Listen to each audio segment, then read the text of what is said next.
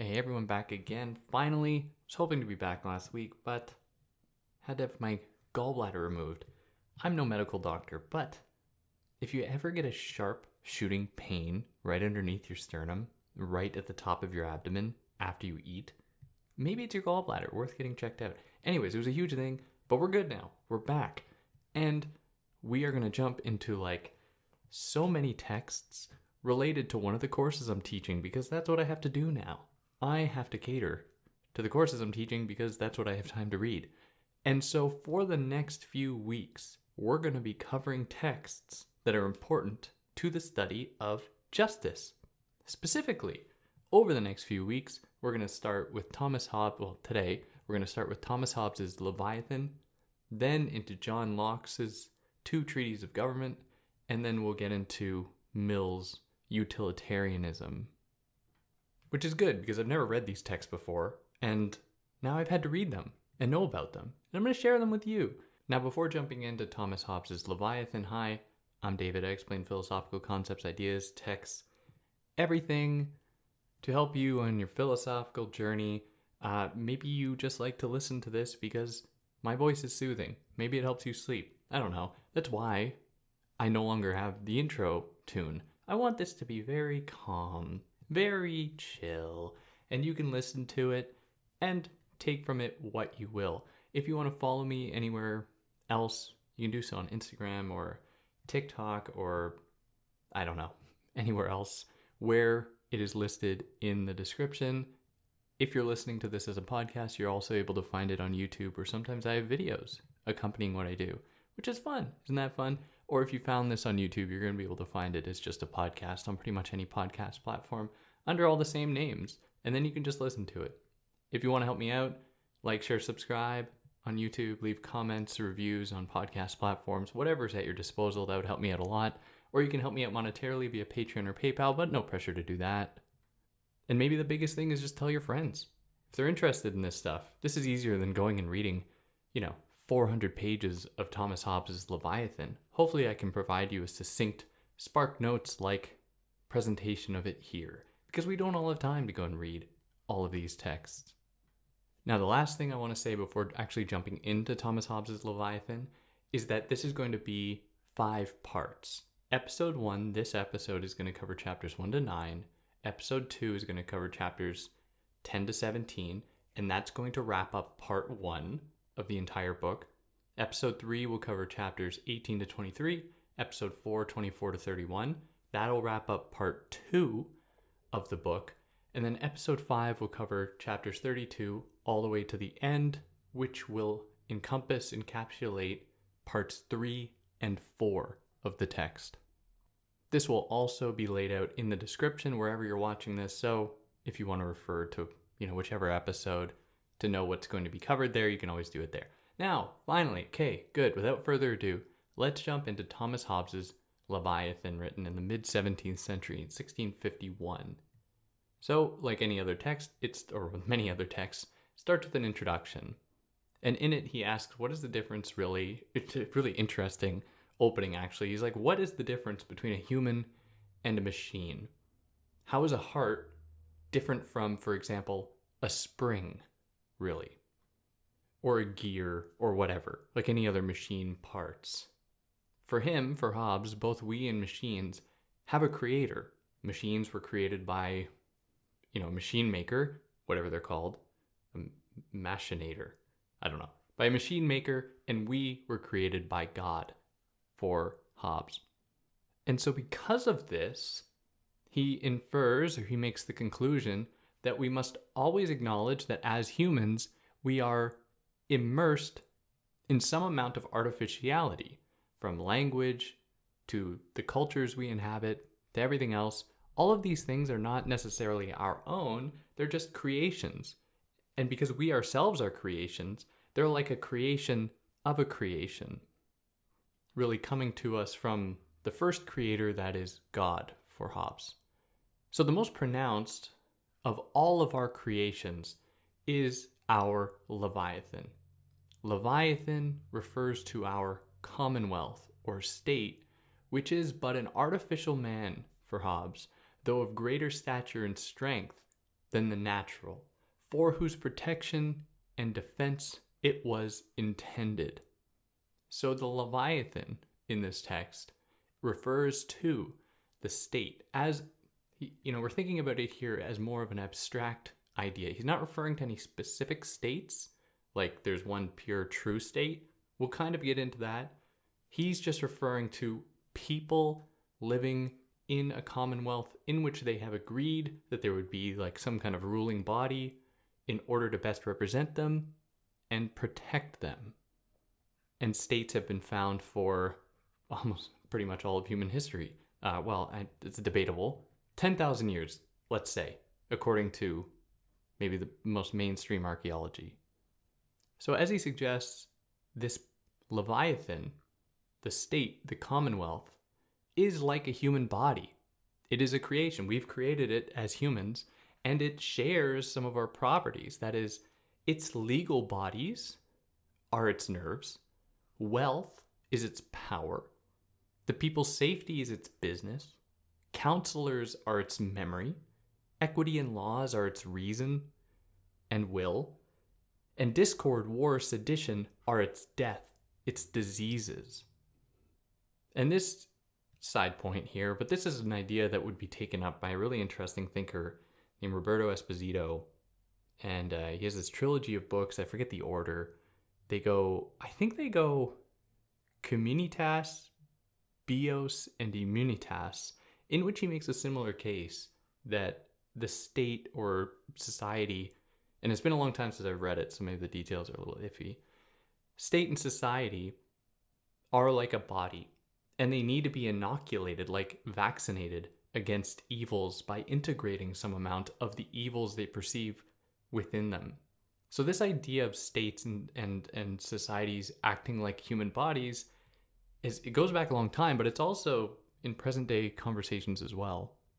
So as I said at the outset, the book is divided into 4 parts, and each episode, will cover different parts of each part. Where the first part will deal with the concept of man, dealing with humans, and it will tackle the question of Leviathan's creator and its benefactor. Humans create Leviathan, the state, in order for the state to benefit them. The second part of the book will look at the Commonwealth itself, and it will examine how people enter into it and the role of sovereignty within that Commonwealth. Part 3 will look at specifically the Christian origins of the Commonwealth within the Bible, like what justifications there are in the Bible for a Commonwealth, and what parts of Christian doctrine motivate and influence the kind of best way to form a Commonwealth, a state, Leviathan. And then fourth, we'll look at, is called Of the Kingdom of Darkness, and it will look at how societies fall. Those that do not adhere to the Bible's teachings and properly adopt its edicts and all of its prescriptions will fall. And those are the parts of the book we have here. Now, within all of this, the most important task a human can undertake is their own self-examination. Not to understand themselves, but to understand humanity. And this question, or this act of pursuing truth and understanding of humans, is the key to understanding humans within a state. And that'll put us here into part 1 of man and chapter 1 of sense. So humans have no thought that can't be traced to their receiving sense information. For anyone who's read Hegel's Phenomenology of Spirit, this will be called sense perception. In order for us to have any thoughts at all, we need to have experienced the world. We need to have felt things and heard things and seen things, at least so far as our senses will permit us. And we know stuff in our world because our senses have at some point and in some way been acted upon by an external object. That is, as humans, for Hobbes, we don't come into the world with knowledge already embedded within us. We come into the world with the capacity to learn, to experience, and from there to accrue reason and knowledge, rationality. So the image or idea that our mind conjures up about an object in any case, like you think about in your head right now, you think about a chair, for example. Any image that we conjure up has nothing to do with that object. The chair in your mind right now has nothing to do with an actual chair. The chair in your mind is not taking up space. It's existing in time. You're holding it in your mind in time. It's not taking up any space. And it has nothing to do with an actual chair. And this is especially true when we consider how things, sounds, tastes, etc., can move us emotionally. Non-corporeal things, that is non-physical things like images in our mind, can affect us. They can move us, but they must have come to us through some kind of experience. Now, obviously, this is a contentious idea because if we fully accept this idea that we are just, are essentially determined purely by our environment, or our experiences will dictate the limits of our reason, how do we then account for imagination or for newness? Because if we were just products of our environment, we would only be able to replicate that environment. But as humans, and other animals are able to do the same, we can create new things. We can create new ideas, new images not found in nature. For example, geometry. How many times have you seen a triangle in nature? I mean, like a true triangle, 3 sides, 180 degrees, 3 sides of equal length, 180 degrees. That doesn't exist in nature. We conjure this up, and from it are able to infer new truths about our experiences in the world. We're actually able to shape the world because of the application of something that's not found in nature, not found anywhere in the universe. Maybe there's triangles somewhere, but it's not really part of our everyday experience. So with this, Hobbes is against the Aristotelian idea that things in the world exist for us. And if you read Aristotle, it depends which text you draw from, but in Aristotle it seems clear that if things are enjoyable in the world, like the scent or sight of a flower, a bird song, if it sounds good to us, Aristotle's like, oh well, this is a sign that there's some kind of ordering to the universe, in that there's some kind of creator or creators, or we are more than just pure animals. That is, we have been given the opportunity to have contemplation and reflection through our ability to enjoy things for the sake of enjoying them, almost as though those things exist for us. Hobbes doesn't buy that at all, though. Hobbes is like, we are just animals. We are not, as Aristotle says, political animals. That is, for Aristotle, we attain our highest sense of being when we exist in a political way, when we organize together and figure out how to optimize ourselves in a social setting. Hobbes has a much bleaker portrait or image of humanity. He thinks that we are actually violent, war-prone creatures that happen to enjoy things because we've agreed that they're worth enjoying, not because they are intrinsically enjoyable. And that puts us here into chapter 2 of imagination. So imagination is a retained sense of something, an image in our mind that decays with time. So the image of the chair in your mind, maybe it came from somewhere specific. When I said think of a chair, maybe there was a chair in, a relative's home or on their lawn or wherever, and that came into your mind in the first place. And that image in your mind has probably changed a bit from what it actually looked like to you in the moment. And so with this, at least Hobbes' imagination of imagination, he's like, it can only go as far as what your experience has allowed it to essentially give you. And imagination is prone to decay after time. And after enough time, that imagination actually becomes memory. And it is a sign of having experienced something. So dreaming is imagination during sleep, and it blurs the distinction between being awake and being asleep. So a lack of knowledge of dreams and the fanciful makes people susceptible to superstitions like fairies and goblins. He says that witches, too, are deluded for believing their craft will do anything, and so they are justly persecuted. Now, this is probably a good time to explain something. You might have, when I gave you the little bit table of contents of what we're going to cover here, the first 2 books, or parts of this book, I allocate 2 episodes each to. The last 2 parts of this book, I dedicate 1 total episode to, because that's where he just draws from biblical analogies and biblical examples to justify pretty much everything that he said. And if you're new here, for those of you that are not new here, you probably know that I'm not a huge fan of that. There's some historical value there, but I just struggle with it, obviously, because I believe firmly in secularism.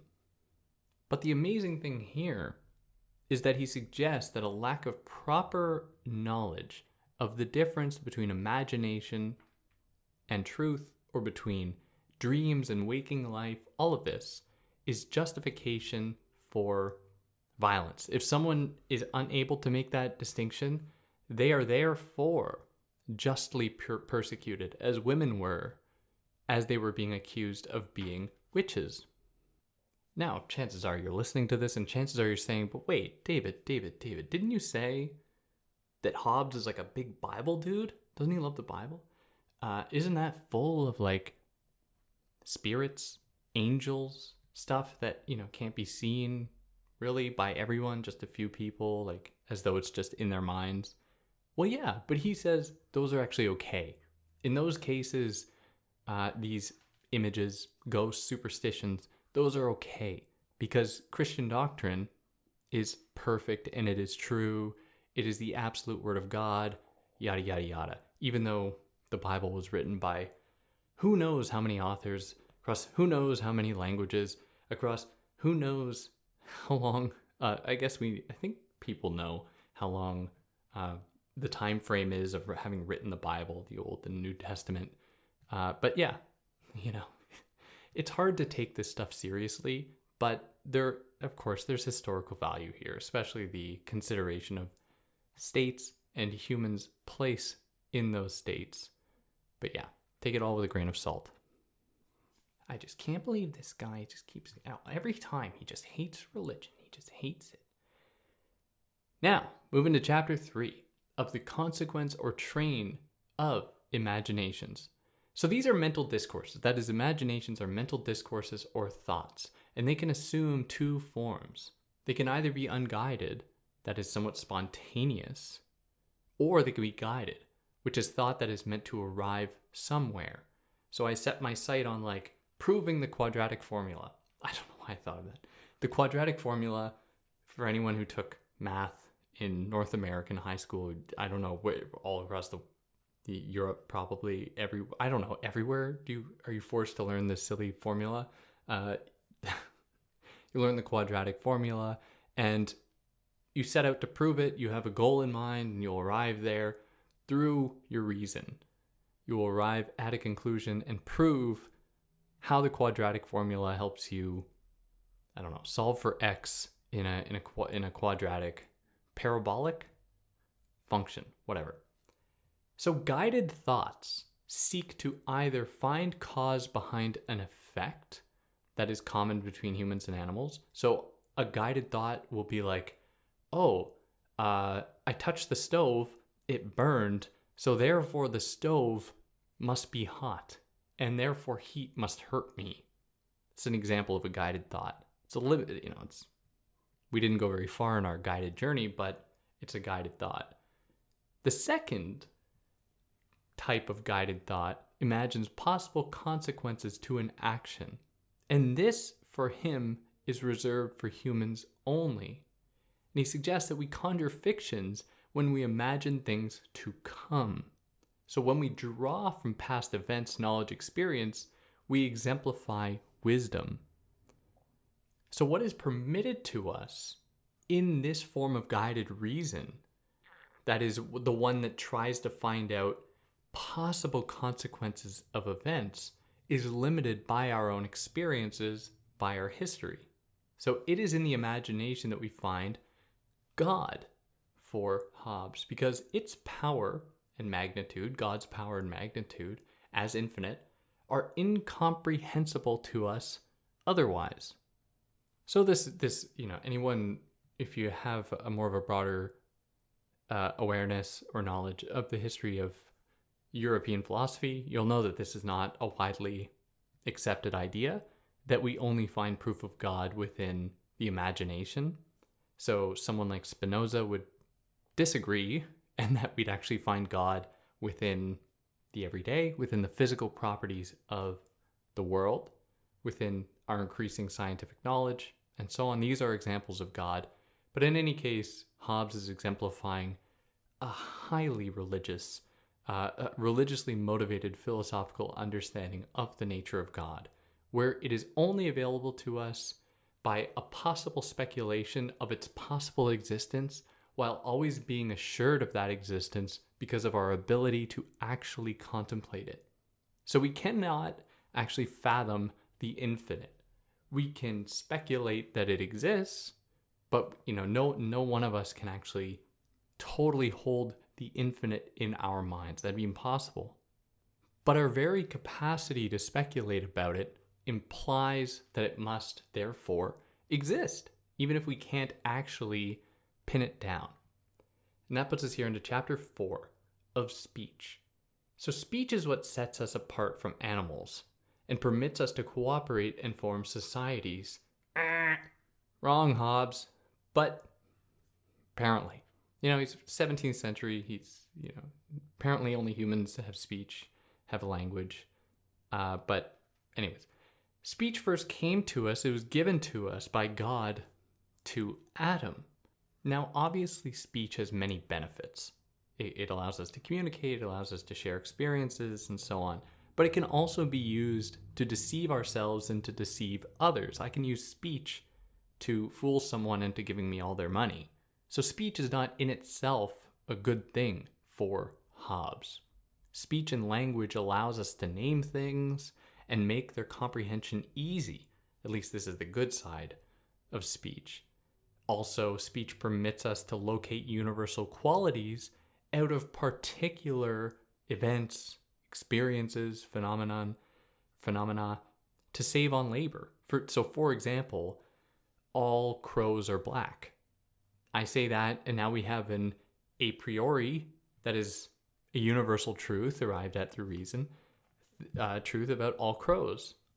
Or all triangles have 3 sides. This is just a truth that we've arrived at that has come to us because of speech. Speech is what allows us to actually convey and to agree upon these universal truths. Words permit us to have numbers, to have cooperation, and so on. Now, of course, speech is always ambiguous. It's always going to be up for interpretation. When I said a chair, when I asked you to think about a chair, chances are every single one of you listening conjured up a different idea of a chair in your mind. Does that mean we can't all talk about chairs? No, of course we can. But there's always going to be some amount of interpretation, some amount of misunderstanding whenever we communicate with language, because how I imagine a chair is going to be different from you. And that's dealing with a physical object that's relatively easy. When we start talking about things like God or justice or truth, especially God, the idea of God is so filtered to us by organized religion that it's almost like we can't actually develop a relationship with it in any other way. And so speech can be monopolized. It can be shaped and controlled by various forces. Now, for the Greeks, a couple of millennia before Hobbes, they equated with logos, their word for logos, they equated speech and reason. Speech permits us, for the Greeks, permits us to arrive at higher truths, more so than writing. Writing is dead. Writing, you put a word down on the page in writing, and no one can disagree with it. You can't argue with the written word. You can argue with a human to prove them wrong, to arrive at higher truth. and in the way that the ideas need to be always properly justified. If I write something down and disseminate it to the world, like on Twitter or stupid X, if I do that, sure, there's going to be people who probably agree with it. Does that mean it's good? If I cast a wide enough net, I'm probably going to catch some fish. It doesn't mean it's a good idea. Whereas if I say something in an agora-like setting, as the Greeks would, where there's a bunch of people around, they can argue with me, I can't just say something without possibly not experiencing or being told I'm wrong.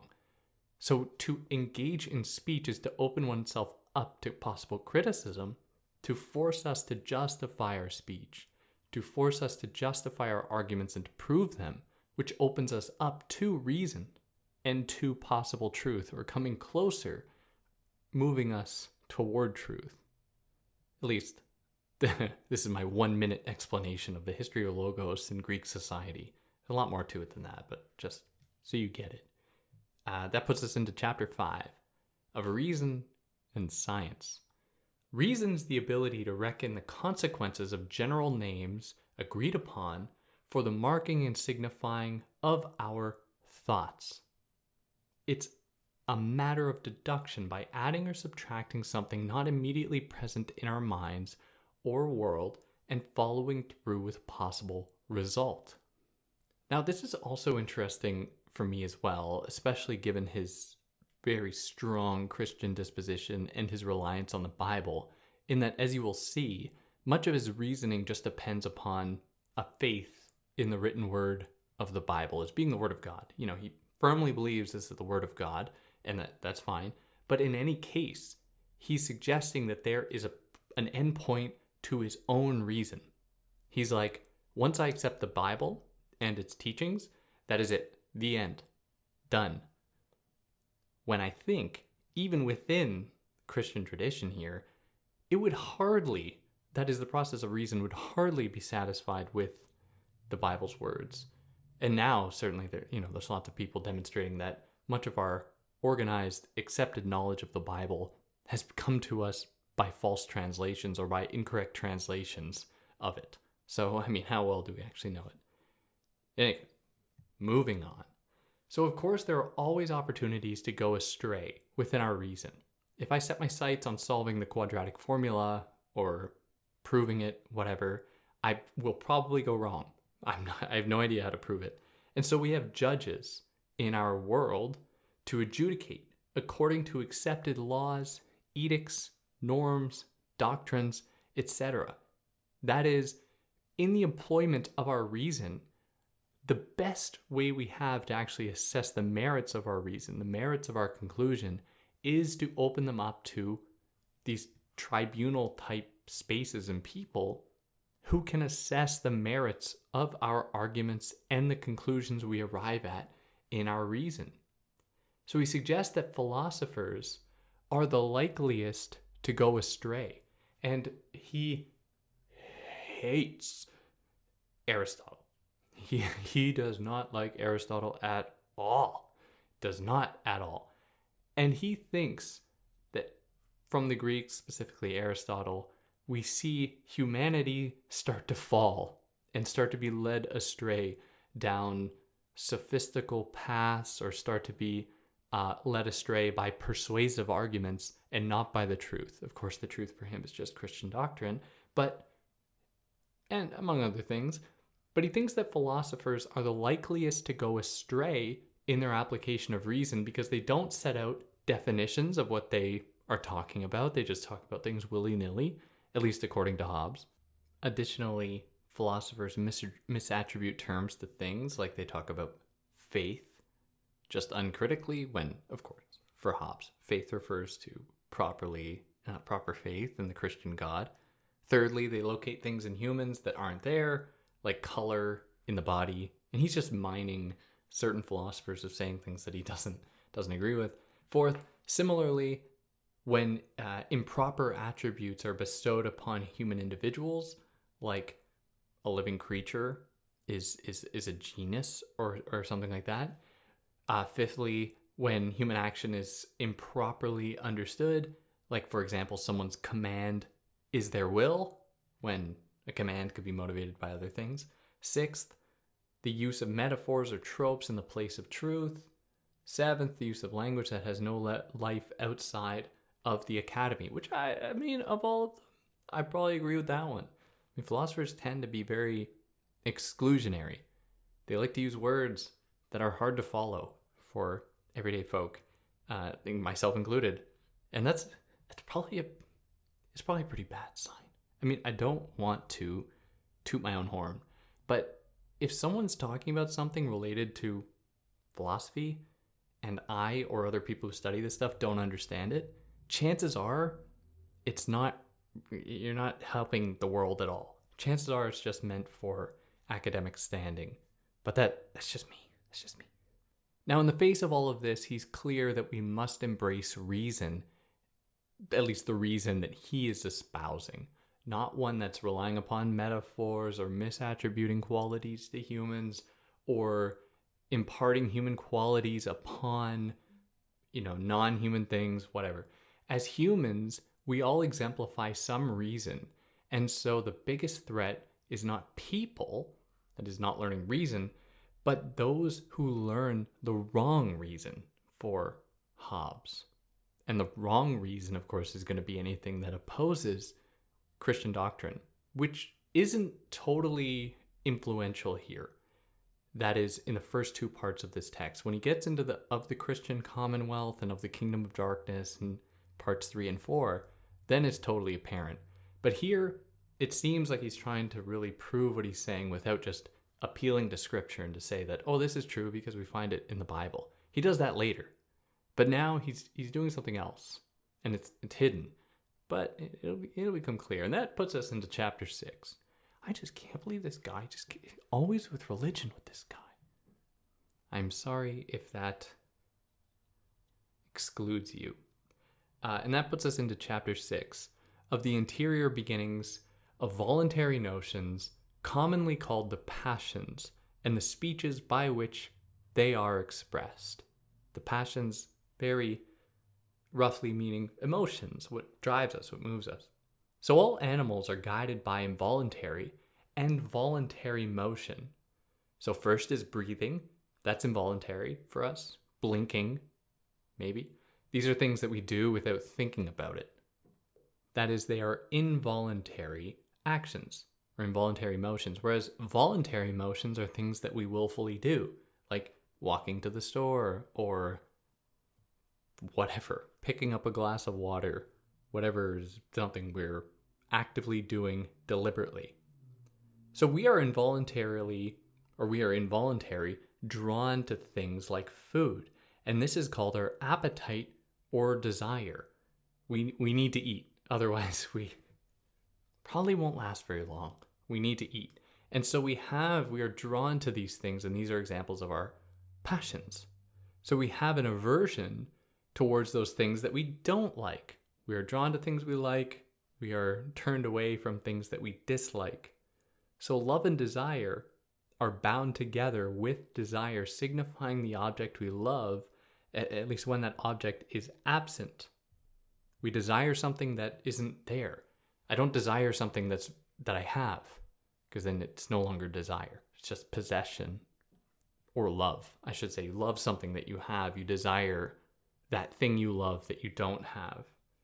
And the same with hate. You hate something that's in front of you that you don't like.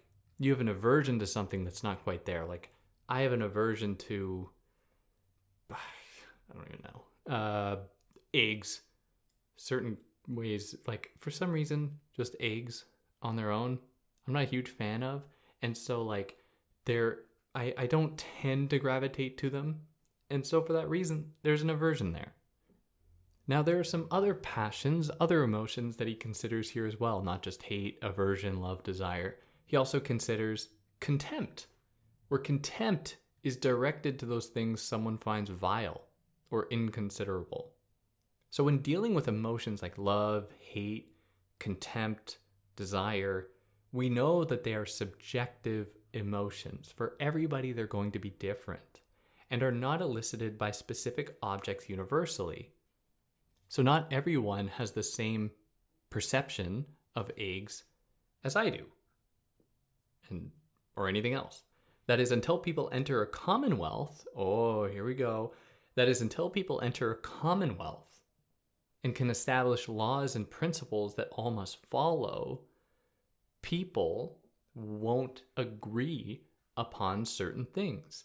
Commonwealth or society, the Leviathan, allows people to unite in common goals towards things. He then goes on to define many emotions, and I'm not going to go into each of them. It's like, if you ever read Spinoza's Ethics, it's just like maybe 100 pages, a few hundred pages of like him just defining emotions: hate, contempt, despondency, attraction, desire, just defining all of these emotions. And I'm not going to do that because it's just going to be a list, and it's not totally relevant. You can go and look at it if you want, but it's just a list of how he defines emotions. It doesn't really play a part in the rest of the book at all. So there would be too much to cover. And he uses these essentially to highlight that humans see themselves apart from animals in their ability to think and search for causes behind events. That is what sets us apart for Hobbes from animals. We have the ability to reflect. We have the ability to look for causes behind events. And this allows us to agree upon certain things together. And this is a condition, one of the primary conditions to allow us to come into groups and to form states, commonwealths, societies, our Leviathan. Now, as I mentioned, after this, I'm going to cover John Locke's books and then Mill. And it's really interesting to see how these people differ in their conception of the state and the role of humans in it. It's super interesting because in a lot of ways they agree upon lots of stuff, but they disagree upon minute things. But those minute things make all the difference. And I'm going to do episodes specifically like John Locke versus Hobbes. I'm probably going to do, and firstly I might do like Hobbes versus Socrates / Plato, and then Locke versus Hobbes, and then Mill versus Locke, or Mill versus, all that stuff. Because it's important, I think, to get a sense of how they differ and what each one of them are doing that is noteworthy and different from the others. So in our ability to search for causes, before I went on my tangent, we can infer, or we can properly speculate, we can commonly agree upon what is good and what is bad. And that puts us here into chapter 7 of the ends or resolutions of discourse.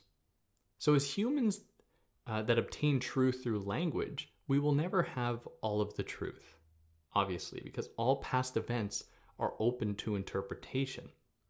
And as we said at the beginning, everything that happens in the past, every one of our experiences are open to decay in our minds. They will disappear with time. They will decay.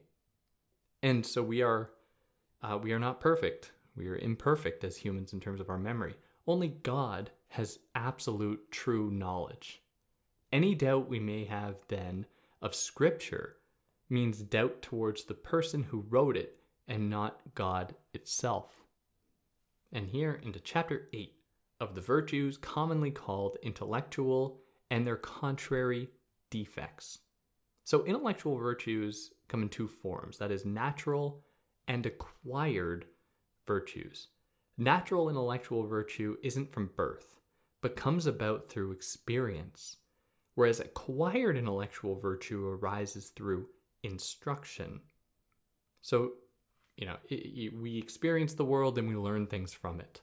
But no matter how much chess you watch, for example, if you watch chess or watch any sport, watching it won't make you the best at it. It might improve you a little bit, but it is only through instruction, through teaching, that you will actually be able to really improve at that thing. Or like listening to music won't make you a good musician. So natural intellectual wit or prowess comes through experience, whereas acquired comes through instruction. So acquired wit is reason and permits the formation of science, cause and effect, to be able to actually use your reason in contributing to knowledge.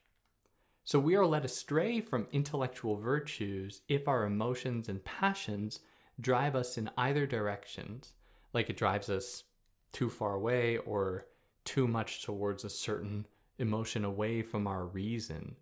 And it maybe, for example, our love of power, our desire to get rich, will eclipse our pursuit of knowledge and our use of reason. And that is wrong for Hobbes. So we are mad for Hobbes when our passions do not align with the established norm. So in a situation in which there are enough people together to have established what is normal, in order to designate anyone who falls outside of that norm as being mad. And this permits the norm, that is, the established social body, to move together within a commonwealth, because it is able to then exclude or correct those people who are considered to be outside of the norm. So there are some who believe that madness can be caused by demons, for example. But Hobbes is not convinced because he doesn't find any proof of that in Scripture.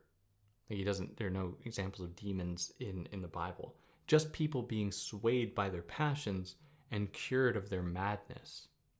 Funnily, he also suggests that people who use wordy language to the point of absurdity are themselves mad. And that puts us here into chapter 9 of the several subjects of knowledge. So there are two kinds of knowledge. There's knowledge of facts and knowledge of consequences. First is knowledge of what is or was true. I'm able to know that the United States Declaration of Sovereignty, Declaration of Independence happened in 1776. That's just a historical fact. If you believe that numbers exist and dates exist and so on, assuming that, then that's an example of a fact. Whereas knowledge of consequences is a little different. It is necessary for science in its knowledge of cause and effect. To have knowledge of facts does not necessarily mean that you're going to be very good at predicting what different causes will produce. It takes more training to actually be able to do that, or a different set of knowledges and understanding, not to just be able to regurgitate what has happened in the past, but to be able to anticipate what will happen in the future. This is why people who go on Jeopardy, we don't elect them to public office because they know lots of facts. They know more facts than probably anybody on the planet, but actually, I have no idea if that's true. They know lots of facts, but we don't celebrate them for that or give them any kind of power because of it. It's not that useful to just be able to recite facts. What's more useful is to be able to predict consequences.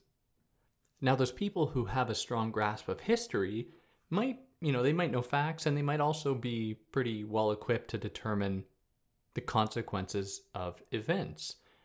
We learn about things like the Holocaust, for example, so that we know what hate, what anti-Semitism, what racism can lead to, and we oppose them because of the consequences that they might produce. Now, specifically, knowledge of history can be broken into two camps of knowledge for Hobbes.